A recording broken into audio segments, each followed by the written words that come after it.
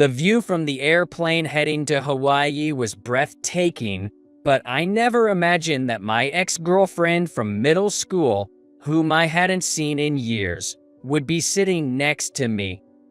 What's more, she brought up our past and went on a rant about how worthless I was. Then, she started bragging about how happy she is now, married to a wealthy guy, and how much her husband needs her, even though I wasn't asking. Just then, an announcement came over the intercom. Is there anyone on board who can fly a plane? It seemed like there was a serious problem. It was surprising they were looking for a pilot and not a doctor. The other passengers began to realize the gravity of the situation and started murmuring, "Fly the plane. Is everything okay with this flight?" As the flight attendant began walking through the aisle, she saw me and exclaimed, "Oh, you are." What followed was an event that finally shut my ex up. My name is Jack Smith. Ever since I was a kid, I had an extraordinary fascination with airplanes. I was always interested in things that could fly.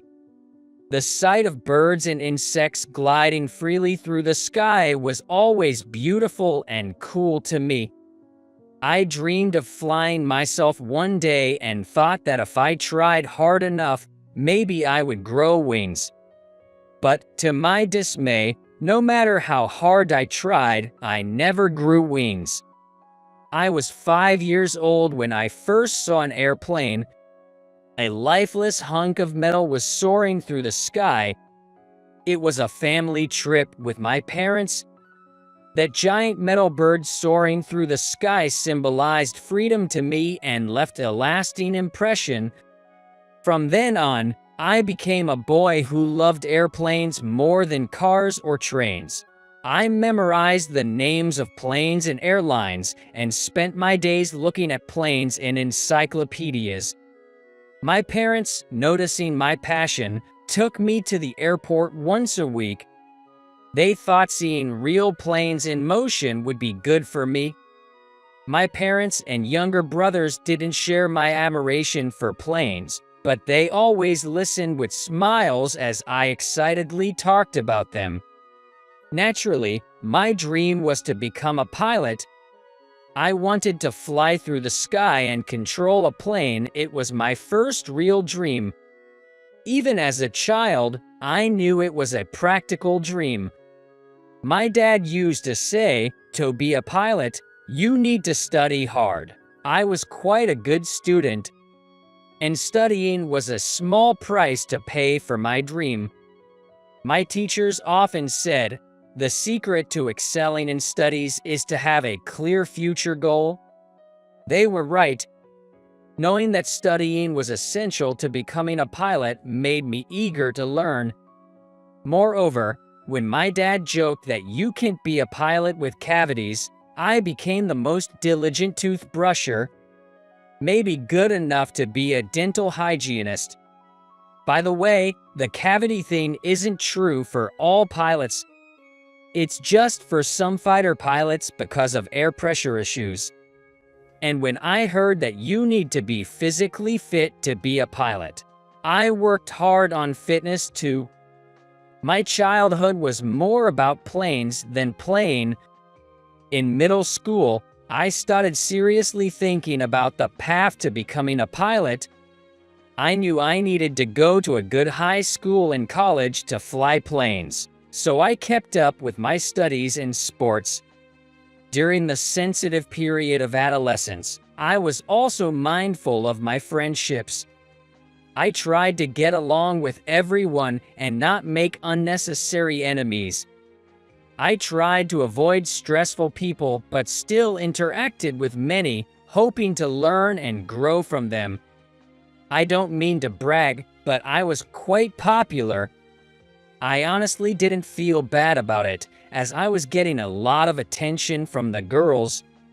My male friends often asked how I managed to be so popular, but I wasn't studying or exercising to impress anyone, so I couldn't give them a satisfying answer.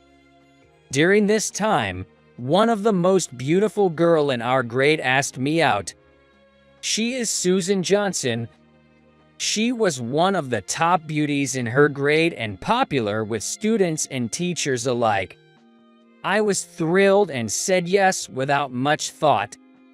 I had carelessly said okay with a light heart. It was my first relationship, and little did I know how troublesome it would turn out to be. Susan was overly controlling in our relationship. She got upset if I talked to anyone she didn't know, regardless of their gender, and expected me to buy her things to improve her mood. She even insisted I delete any female contacts from my phone and demanded immediate responses to her messages. She was incredibly self-centered and inconsiderate. To top it off, she'd say things like, "I want you to be my ideal boyfriend," and would encroach upon my study and exercise time. Spend every weekend just for me. Oh, and of course, you're paying for our dates. Making your girlfriend pay is just the worst. Which was a lot to ask from a middle schooler.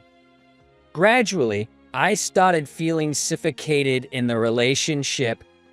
That summer, my dad passed away in an accident. It hit me hard, as he was always looking forward to and expecting great things from my future. My mom became visibly worn out and lifeless, and although I wanted to cheer her up, I was too overwhelmed with my own grief to be of much help. Our family was engulfed in deep sadness. Losing my respected father meant that all of us had to struggle to keep living. My mom, who had been a stay-at-home mom, started working outside. This meant I had to take over caring for my younger brother. Naturally, this cut into my study and exercise time, but I didn't mind. It wasn't hard for me to do it for my family. Of course, it wasn't just my personal time that was cut down. I also reduced the time I spent with Susan. Why don't you contact me? When she asked. And I explained my family's situation. So what? Isn't it fine if your mom works? And why do you need to take care of your brother? She can do it when she gets back from work. Her response was shocking. I couldn't believe her lack of empathy towards a family grieving the loss of a father. I broke up with her, saying, "I don't need a girlfriend who can't be considerate during tough family times." I didn't want to be further destabilized by her. Later, at school, rumors spread that Susan had dumped me. She also spread false stories about me. Seeing her true nature was eye-opening, but I was too occupied with my own issues to care much. I even considered skipping college to work and ease my family's burden. My mom opposed the idea, but eventually, reluctantly, she gave her permission. The only things I felt confident in were physical activities and studying, so I planned to find a job where I could utilize these skills. On graduation day, Susan mockingly asked, Aren't you going to college? I just replied yeah, without making eye contact, and tried to distance myself from her. She snidely commented from behind, "In this day and age, not going to college defines your limits. Enjoy living at the bottom." I knew I'd never see her again, and there was no point in getting upset over her words, so I just ignored her and left the school. Now, time has passed, and I'm currently going through the boarding process for a domestic flight. It's a personal trip to Hawaii, which I'm super excited about since I've never been there. I've always imagined Hawaii as a place with beautiful beaches and rich, flavorful food. Unfortunately, being quite far from home, I never found the time to go. I was also hesitant about traveling alone, not knowing where to visit and worrying I'd end up just staying in my hotel. However, a friend recently opened a restaurant there, so I'm going to celebrate with them. In addition, I decided to have a friend show me around Hawaii, so I plan to take my time and do some sightseeing. And can't help feeling giddy like a kid. I settled into my seat comfortably. I actually enjoy the slightly hectic atmosphere inside the plane before takeoff. After stowing my carry-on under the seat, I gazed out the window. Even though we weren't flying yet, the view from this window was unique and already exciting. I was quite pleased with myself for securing such a great seat, away from the wings for an unobstructed view. It was the best. There was still some time before takeoff, so I let my imagination run wild with thoughts of the amazing views above the clouds. The plane was nearly full, but the seat next to me remained empty. I wondered if no one had booked it or if they were just running late. It felt a bit awkward, being the only one with some extra space in such a crowded setting. As I looked outside, trying to pass this awkward time, there was a loud thud. A passenger who seemed to have made it just in time settled into the seat next to me, rummaging through their things and accidentally bumping me with their elbow. Without a word of apology, she was also giving off a strong scent of perfume and cosmetics. I hadn't encountered someone as unreasonable as this since middle school. The person sitting next to me in the airplane reminded me unpleasantly of those times, reflected faintly in the window glass. I noticed she was wearing something black over her eyes. Probably sunglasses. That's all I knew. Wearing sunglasses inside a plane seemed pretentious to me. But maybe that's just my prejudice. After fidgeting for a bit, this tasteless fellow passenger glanced at my face.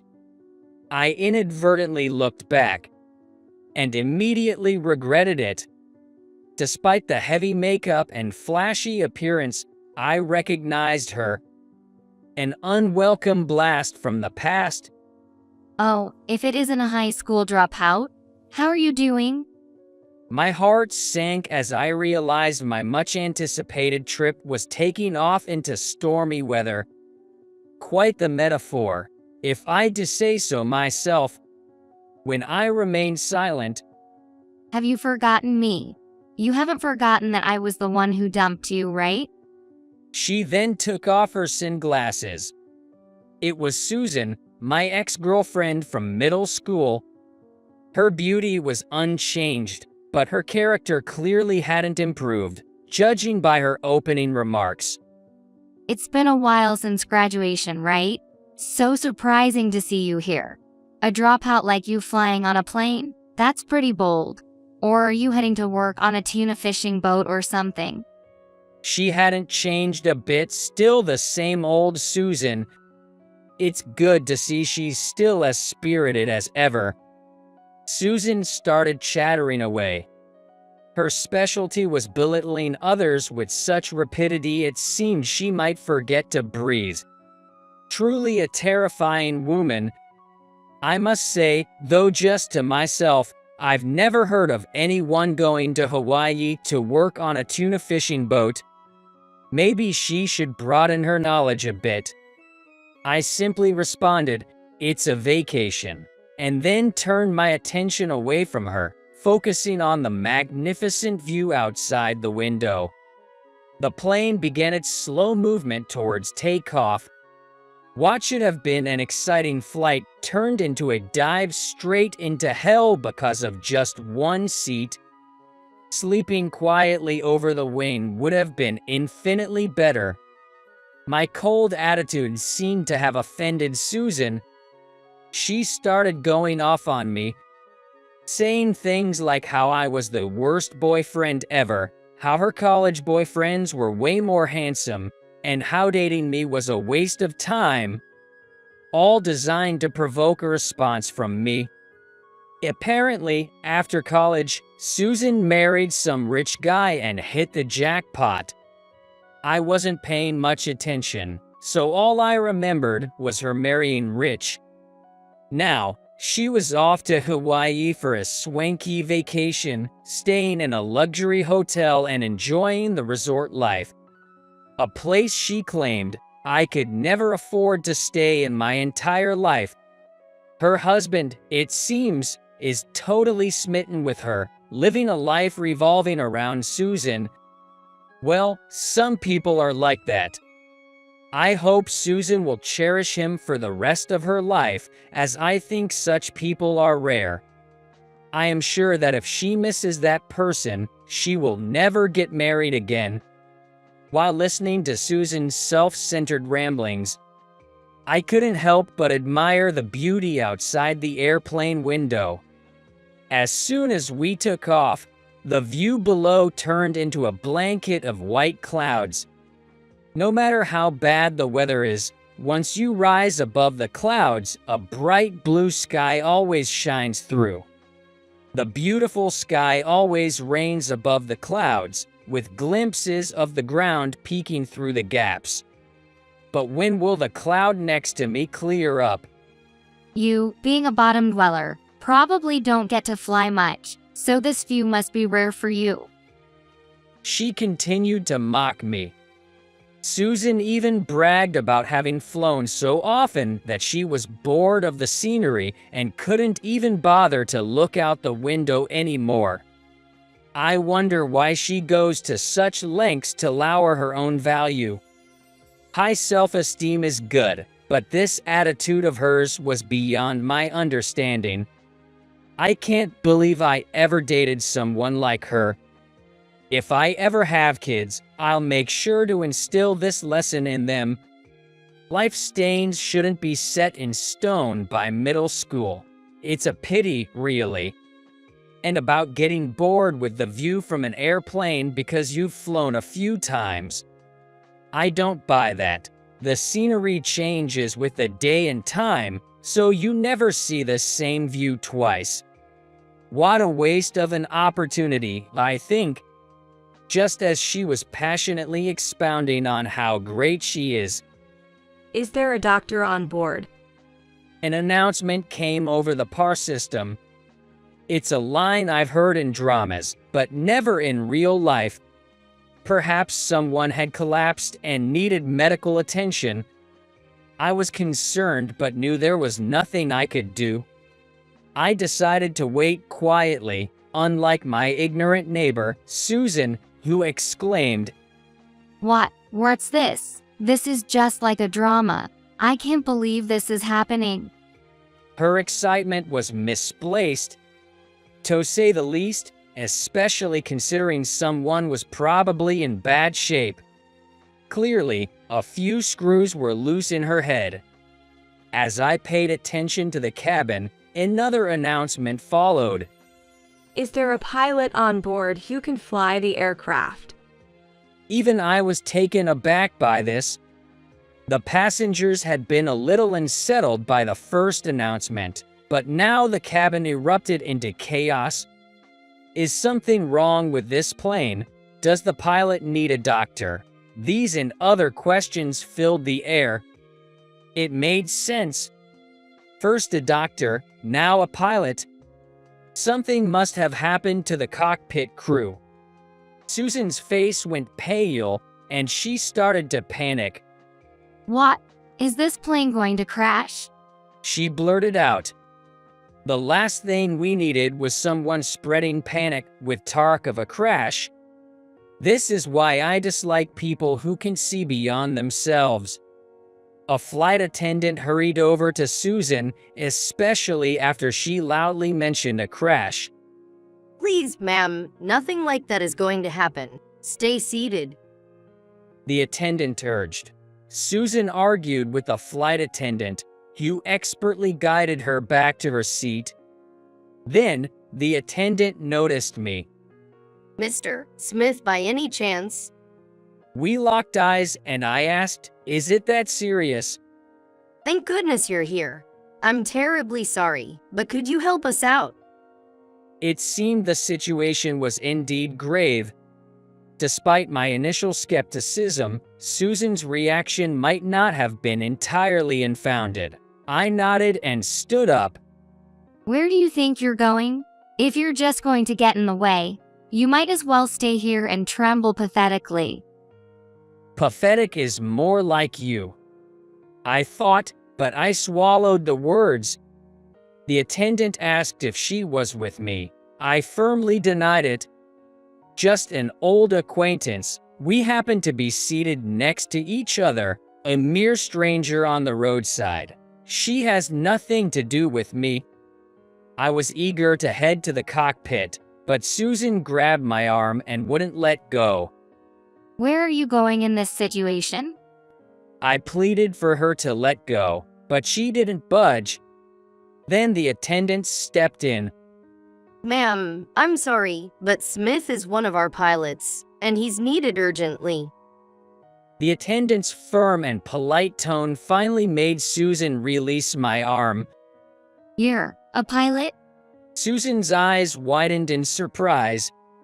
I simply replied, "Yes," and headed towards the cockpit. The area around the cockpit was crowded with attendants, all in a state of commotion. I learned that both the captain and the co-pilot were showing symptoms of gastroenteritis. Fortunately, there happened to be a doctor on board who was attending to them. Unfortunately, the condition of the pilots didn't improve and only got worse. This made it difficult for them to fly the plane as planned, leading to the urgent announcement for a pilot. Acute gastroenteritis can occur suddenly without warning, so it was probably unavoidable. Nevertheless, both pilots getting gastroenteritis at the same time seemed like a freak occurrence, almost a miracle, or, more fittingly, a disaster with incredibly low odds. Surrounding the cockpit were many familiar faces, and upon seeing me, they exclaimed, "Wow, what luck that Jack Smith is on this flight too." Both pilots were down with gastroenteritis, a doctor coincidentally on board, and now a pilot among the passengers too. It felt like I had used up all my life's luck in one go. The doctor mentioned that the co-pilot's symptoms were less severe and he was just able to converse, though he was sweating profusely. After some persuasion, we got in touch with the control room, and I took my place in the pilot's seat. The tension and excitement of being in the cockpit never seemed to fade. The fact that I was carrying passengers added immense pressure. When I first started flying, the thought of being responsible for the lives of my passengers used to make me so nervous I felt like throwing up. But at the same time, the view reserved only for pilots unfolded before my eyes. A magnificent sight not perceivable from the passenger seats. The hot sunlight illuminates everything around, even transforming the thick clouds below into a beautiful backdrop. This ultimate feeling of elation, something only a pilot can experience, filled my heart as I operated the aircraft. I felt like my brain was flooded with strange hormones. Such was the immense joy of sitting here. At least for me. I remember once sharing this with a flight attendant who called me a weirdo. I feel sorry for Susan. She claims to be bored of such views without ever having seen them. Thankfully, the plane landed safely in Hawaii, and all passengers and crew were safe. The captain and co-pilot were immediately taken to the hospital. The doctor who had been taking care of them quipped, "You being here was a lifesaver. If it were just me, everyone would have been on their way to the hospital, not just those two." Stroking his chin beard, he said, "What an inappropriate joke." But I guess that was his way of appreciating me. Still, a safe landing doesn't change the fact that this was a major incident for the airline. So, even after arriving in Hawaii, I was busy with paperwork and reports, finally getting free only after the sun had set. As planned, I hurried to my friend's newly opened restaurant. Of course, I drive safely. The place was already bustling with customers. My friend and the owner, Michael, greeted me with a big smile and a slap on the back. "Good to see you made it." I heard you had quite the day, piloting a passenger plane and all. Where did he get that news? I hadn't planned on bragging, but since he already knew, I felt obliged to talk about it. While rubbing the sore spot on my back from Michael's enthusiastic greeting, I sat down and recounted the whole ordeal. "That's some incredible odds right there," Michael laughed. "It's been 5 years since you left the force. Time flies." Indeed, thinking about how it had already been 5 years made me somewhat dismayed by the swift passage of time. "Is this gentleman a friend of the master?" I heard a gentle voice behind me. Turning around, I saw a distinguished-looking gentleman smiling at me, with Susan, no less, standing beside him. Michael, always sincere, returned the smile. It seemed this gentleman was a regular at the restaurant. This guy was my colleague in the Air Forces. He was outstanding. Served in the United States Air Force Air Demonstration Squadron at Nellis Air Force Base. Michael explained in detail. I thought such specifics might be lost on an ordinary person. "Thunderbirds, you mean?" But the gentleman's eyes lit up. He revealed that he had once dreamed of becoming a pilot, but due to an accident in his childhood that severely affected his right eye's vision, he had to give up on that dream. He was just like me, a true airplane enthusiast who remembered not only the names of airplanes and airlines, but also the units of the Air Forces. It had been a while since I'd met someone who loved planes as much as I did, so I got a bit too excited talking to him. I was there to celebrate Michael's new restaurant, but I ended up getting deeply engrossed in conversation with a gentleman, neglecting Michael a bit.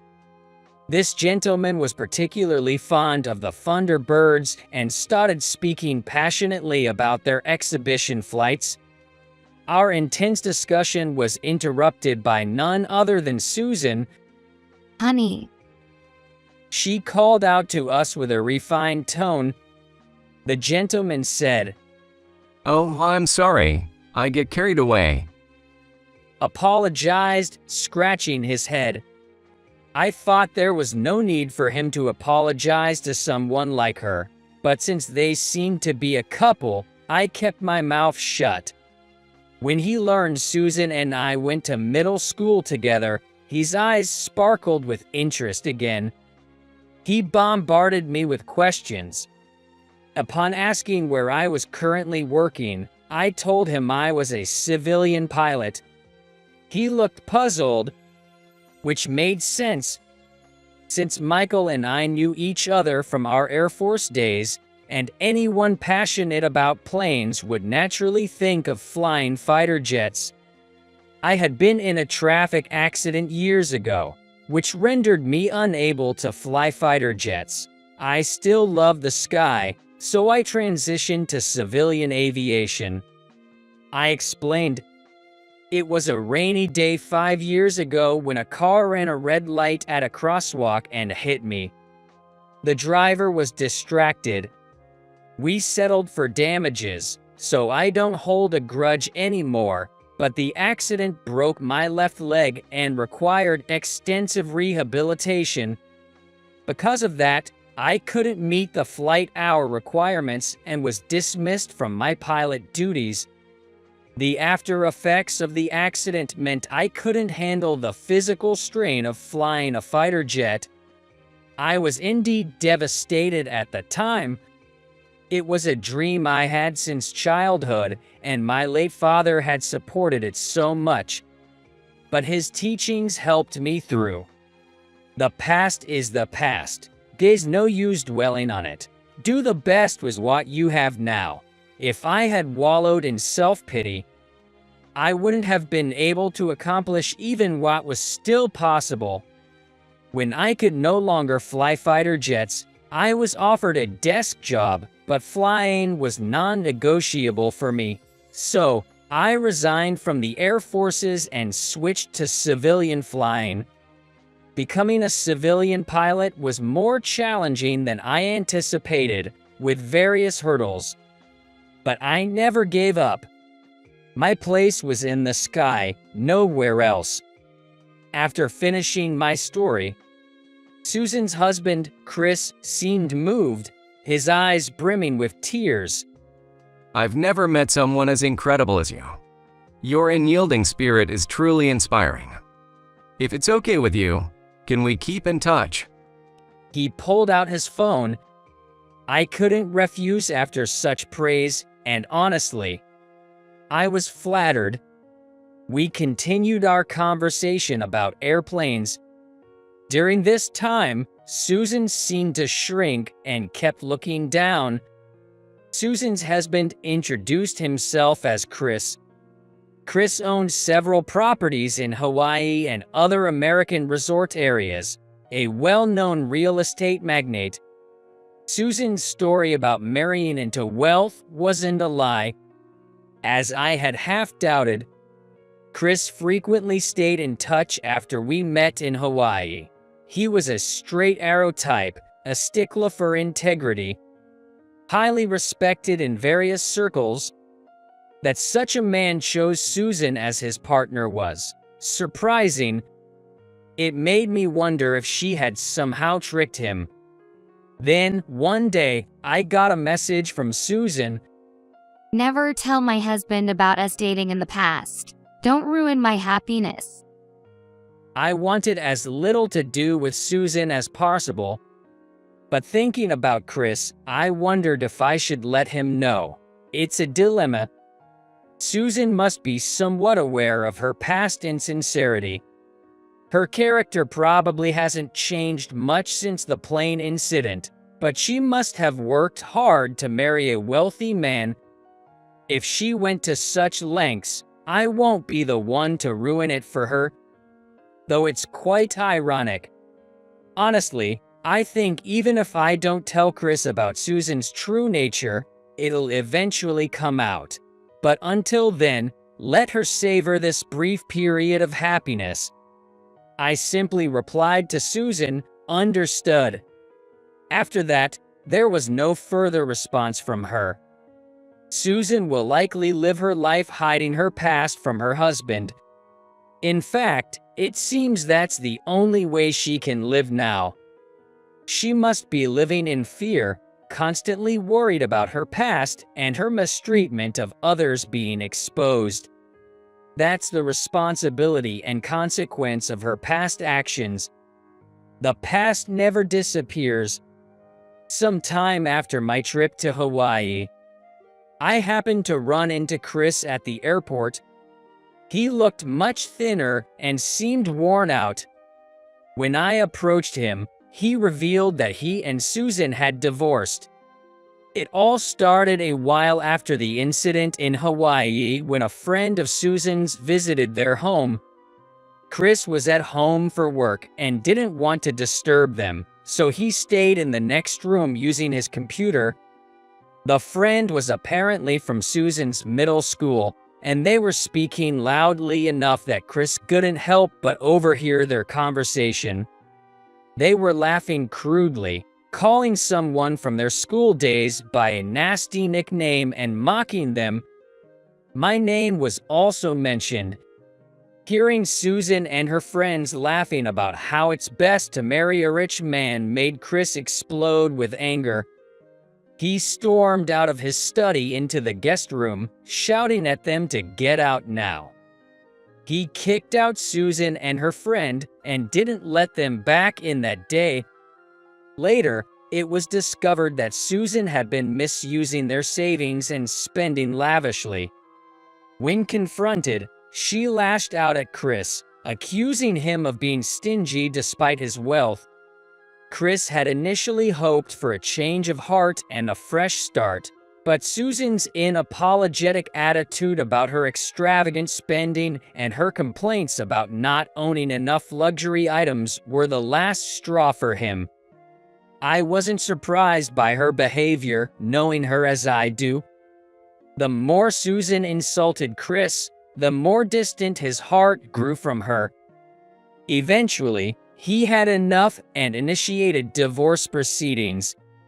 Susan's attitude changed dramatically when faced with divorce, pleading that she didn't want to split and that it was all just a misunderstanding.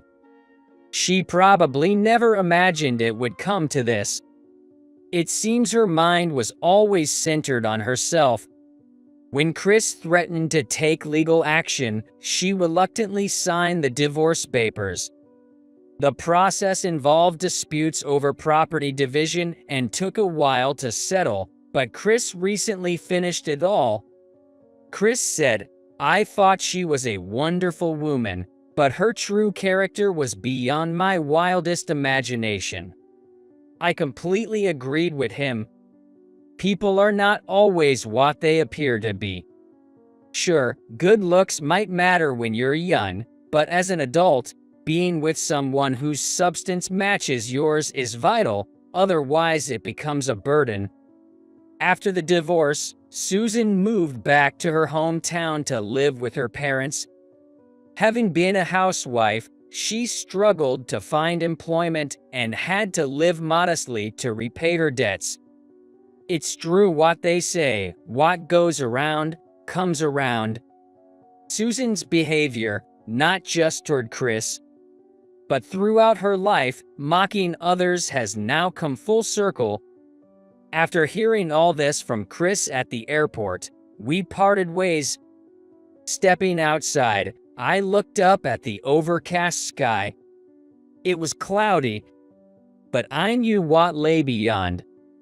Above the gloomy clouds, a clear blue sky stretches endlessly. That view from the cockpit is a pilot's privilege. If Susan could come to appreciate such sights, maybe then she'd finally understand what it means to be human. Being a pilot comes with its trials, but it's worth it for the views. As I continue to ensure the safety of my passengers, I'm motivated by the beautiful vistas I get to witness. Today reaffirmed my commitment to my vocation,